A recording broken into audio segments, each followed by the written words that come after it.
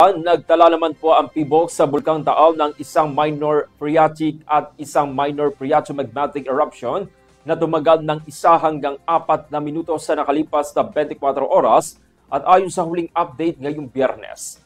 Ayon sa monitoring, 4 na volcanic earthquakes ang naitala. Kabilang po ang 3 volcanic tremors na umabot mula 1 minuto hanggang higit 700 minuto ang haba. Nakita rin po ang malakas na pag-usok mula po yan sa bunganga ng bulkan na umabot naman sa 1,200 meters ang taas at kumilos patungong timog kanluran. Nagdala naman po ng pagbuga ng incandescent ballistics o yung maiinit at nagbabaga na bato na umabot naman sa 300 metro ang taas mula po yan sa lawa.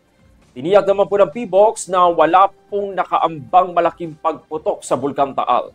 Ayon kay PBOX Director Teresito Bacolcol, hindi po ito umabot sa mga community o komunidad sa mainland at hindi rin senyales ng major eruption. Paliwanag niya, ang mga batong ito ay sobrang init na ibinubuga ng bulkan, pero nananatili namang sa paligid lang ng main crater.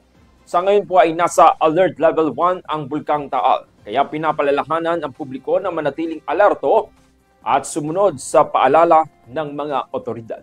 Good morning.